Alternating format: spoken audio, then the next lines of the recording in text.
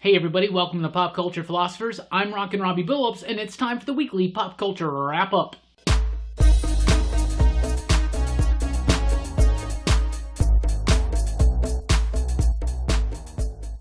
That's right, everybody. Thanks for checking out the video. This is the weekly pop culture wrap-up. It's the show where I go over the week's pop culture news, mostly comic books and movies. We got a lot to get into. Let's get into it. Marvel 2099. So if you've been reading Nick Spencer's Amazing Spider-Man, you know that he's been building up to some kind of 2099 event. If you've been following this show here on our Pop Culture Philosophers YouTube channel, you know that we've been anticipating and building up to something launching in November 2099 related. Of course, we are in the midpoint right now, meaning that 80 years ago in 1939, Marvel started.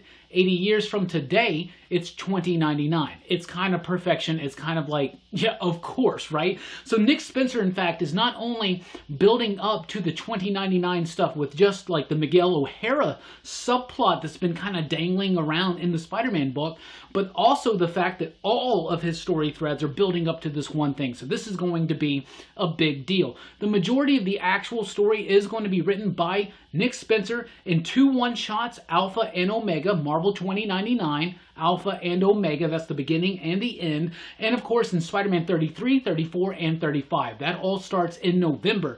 We are also getting some really exciting tie-ins coming up. The ones that release in November, Conan 2099, written by Gary Duggan. He's been writing the character already in Savage Avengers, so we get to see him 80 years from now in the Marvel Cinematic, or in the Marvel Universe.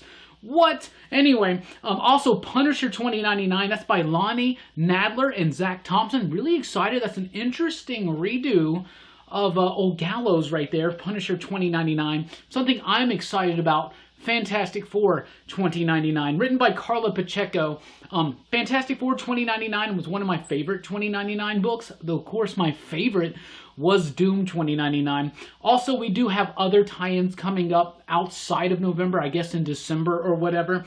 That's going to be Doom 2099, Venom 2099, Ghost Rider 2099, and of course the Omega one-shot that wraps it all up in a nice tidy bow. Very excited for this. Back in the 90s when they first did this whole 2099 stuff, I was all on board for that. I loved the Spider-Man book. I loved the Punisher book to a point. X-Men was alright. Fantastic Four and Doom were like my jam. You know what I'm saying? I'm really excited to see them revisit this world. Don't forget about Ravage 2099, by the way. Paul Ryan, an excellent artist who's no longer with us, sadly. Also a Fantastic Four artist. Paul Ryan, Stan Lee did that one. There were so many ridiculous 2099 books. The Ghost Rider one really sticks out to me because that was a great foil-ish cover. A really cool redesign of the character. So fans of Spider-Man, fans of 2099, of that whole thing, get excited because we are building up to that, and it's time. It's coming in November. Also in November, we have Spider-Man Venom Double Trouble. It's going to be a 4-issue miniseries. It's going to be written by Mariko Tamaki, with artwork by Guri Hiro. Really excited about this. I love Gary Hiro's artwork.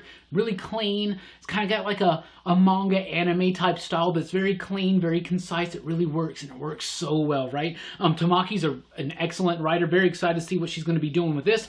The whole point of this is Spider-Man and Venom are going to like Freaky Friday, right? It's going to be like a body switch. So like Spider-Man's mind in Venom and Venom's mind in Spider-Man. So Peter Parker, Eddie Brock switching places. It's a silly idea, but it's silly enough for me to be very excited about it. Absolutely. Also in November, we have the Annihilation Scourge Alpha one-shot, which kicks off the big Annihilation Scourge event that we've already been teased a little bit over at San Diego Comic-Con. But this week, they officially announced that it's starting in November with a one-shot written by Matthew Rosenberg. It's going to be bringing back all that Annihilus, Nova, Guardians of the Galaxy, all this kind of stuff. We've already been talking here on the channel on the weekly pop culture wrap-up, and of course on the weekly comic book review, about the fact that it seems like Donny Cates is building up to something big. Outside of just this Venom and Carnage stuff, but with Guardians of the Galaxy, Silver Surfer, Black, it seems like he's going to be building up to something big. Now, I'm just going to say, no official team has been announced on the actual event that is Annihilation Scourge.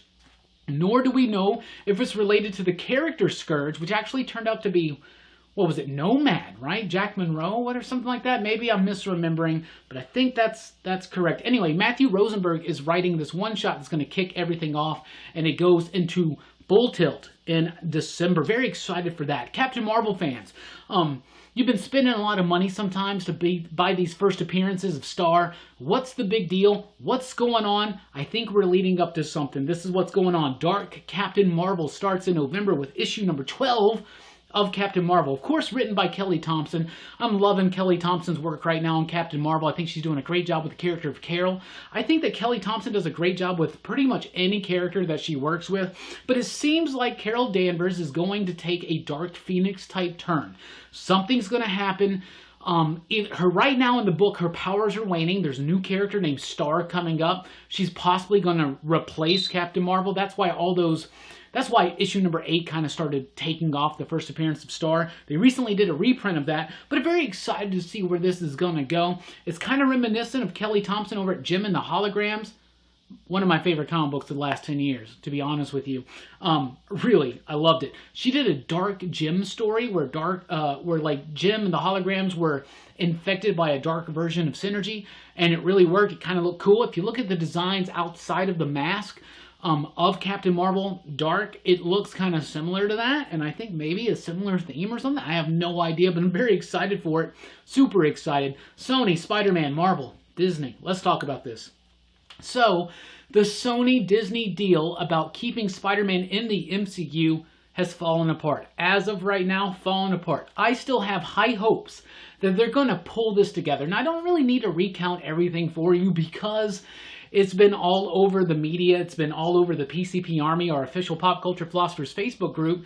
We've been talking about it. Everybody's been like picking sides and all that kind of stuff. If you force me to pick a side, I'm picking Disney's side just because I want to see Tom Holland's Spider-Man's journey in the MCU continue. I want to see him interact with the Fantastic Four and Johnny Storm in particular. I want to see him interact with Wolverine. Of course, that's years away. I really wish that Sony and Disney can work out this stuff. What are the details? I don't know. There's so many crazy details from so many different websites. Everything's up and down. Disney's being greedy. Sony's being arrogant. Who knows, right? It just feels to me like Sony's kind of like, I don't know. All I'm saying is I want Spider-Man to continue in the MCU. Not because I have a blind trust in Disney or anything like that, or Kevin Feige. You know, Disney's done plenty of Marvel movies that I didn't really didn't really resonate with me. Sony's done Spider-Man movies that I thought were great. They did a great job with Into the Spider-Verse. Did a great job with those first 2 Sam Raimi movies. But Sony's got some crazy ideas sometimes. Silver Sable Black Cat movie. I wasn't really that big of a fan of the Venom movie. Very excited for the sequel. But I wasn't really, the first Venom movie, I don't know. I would trust, me personally, I would trust the MCU a little bit more than I would trust Sony with the property. But all in all, as long as they give us good Spidey movies, I'm cool with it. But I definitely want to see Tom Holland's Spider-Man continue his journey in the MCU because I want to see him interact with some of those new characters that are coming up that we haven't even gotten to. Shit ain't even started yet. You know what I'm saying?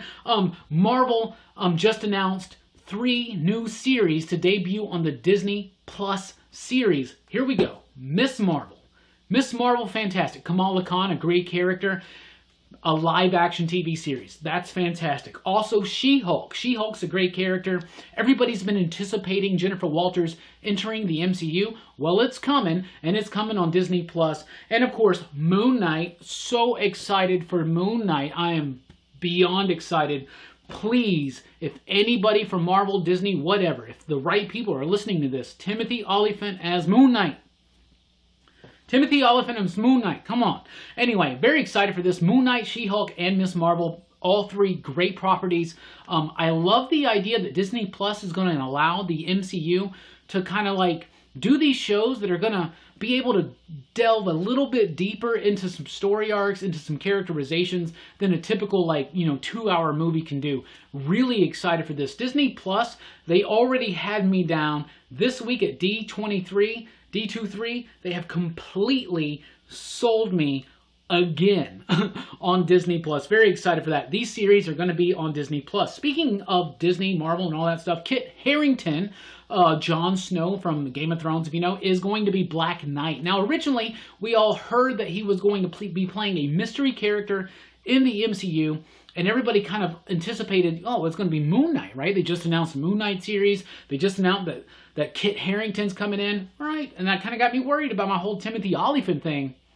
But Kit Harington is playing Black Knight. He's going to debut over in the Eternals movie, so very excited for that one. Black Panther 2 has an official release date now. It's May 6th.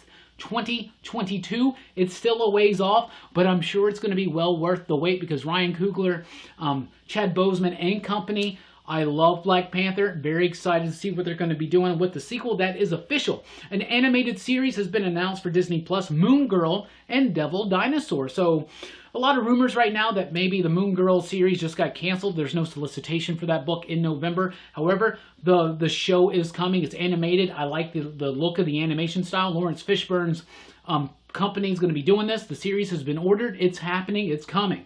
On Disney Plus. Another animated series on Disney Plus is going to be Spider-Man and His Amazing Friends. This one's going to be definitely aimed towards the preschool market, so super young kids, so it's really going to be silly and goofy and oddball and all kinds of stuff like that. But if you look at the art style, the animation, I'm kind of excited for this. And fans of Into the Spider-Verse, it's Spider-Man and His Amazing Friends, no longer Firestar and Iceman, it's Miles and Gwen. Very excited for Spider-Gwen and Miles Morales to interact with Peter Parker in a preschool level animated series, no matter what the level is. I'm very excited for that one, right?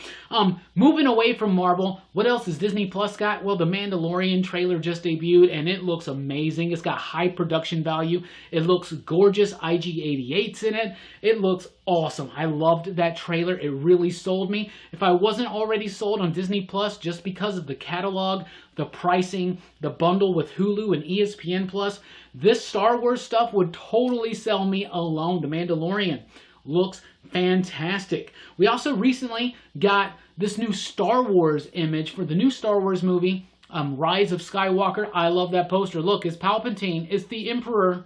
Super cool. And also confirmed Obi-Wan. The Obi-Wan series is happening on Disney Plus, live action with Ewan McGregor. We talked about this last week. It was still a rumor. Now it's official. I am so freaking excited about this. Ewan McGregor, his Obi-Wan was one of my favorite parts of the prequels, and I do like the prequels. I love and hate them. There's parts I don't like. There's parts I love. Probably more parts that I love, to be honest with you. Well, we're not talking about Attack of the Clones. But even Attack of the Clones, my favorite part was McGregor's performance, right? I am so excited. We talked a lot about this in last week's Pop Culture Wrap-Up. Now that it's official, very excited. I hope they continue the thread of the crime syndicate, Darth Maul, all that stuff that was kind of left dangling after the Solo film. I really hope they kind of get into that. That'd be super cool, right? Clone Wars, we already knew that Star Wars Clone Wars was coming back on Disney Plus. Now we have an official release date. It starts in February 2020. Clone Wars, the absolute best prequel era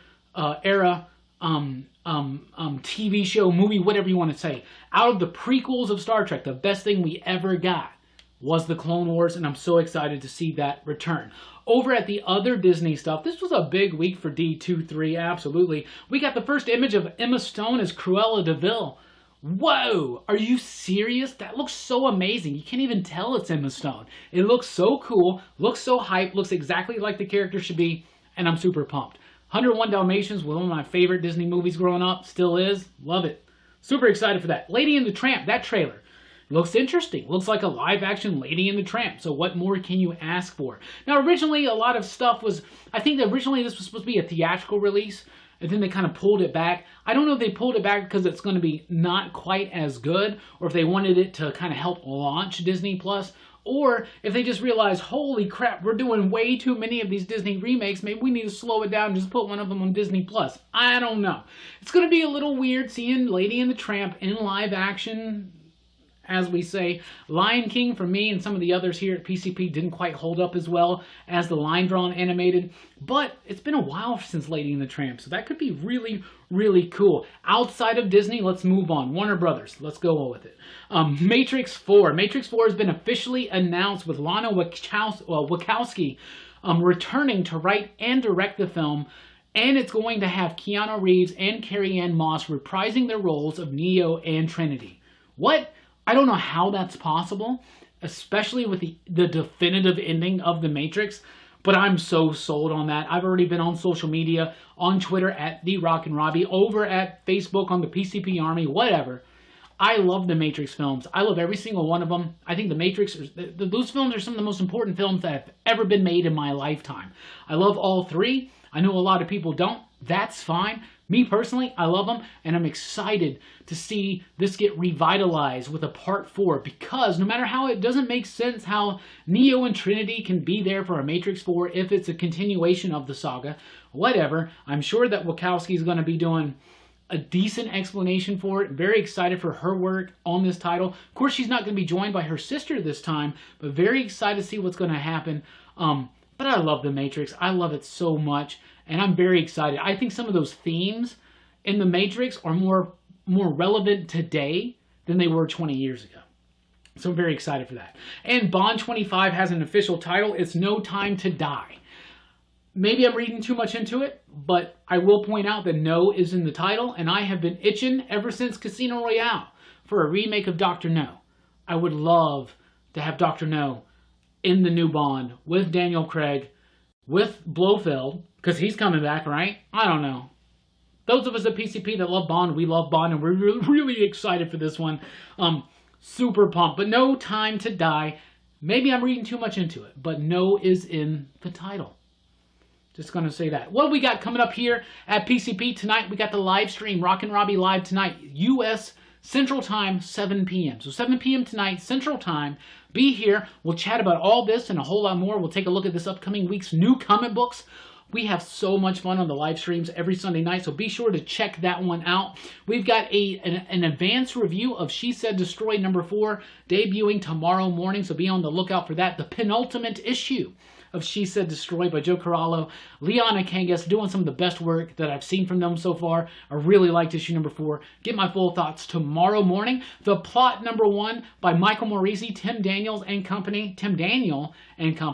Already out right now, so be sure to check out that advanced review if you're a horror comic book fan. If you're a horror fan, you definitely need to check out The Plot. We also, of course, late Tuesday night, early Wednesday morning, have the weekly comic book review, and we've got the release of a brand new podcast this week. That's right, 60s science fiction. Movies, TV, comic books, novels, short stories. We're talking about it all, the entire decade of science fiction in 1960s to 1969 science fiction. That podcast debuts this week at popculturephilosophers.com, on iTunes and other podcast platforms. Look for it around Wednesday, Thursday, something like that. Very excited for that. So thank you guys so much. Thank you, everybody, for checking out this channel, for watching the video. Please do like, share, and subscribe if you haven't already, and let us know in the comments down below anything you want to say about what I talked about tonight or anything that I missed. Thank you so much for rocking with us. I've been Rockin Robbie Billups. Keep on reading, keep on living, keep on doing what you do to be the best, whatever you do. Thanks, everybody. Holler.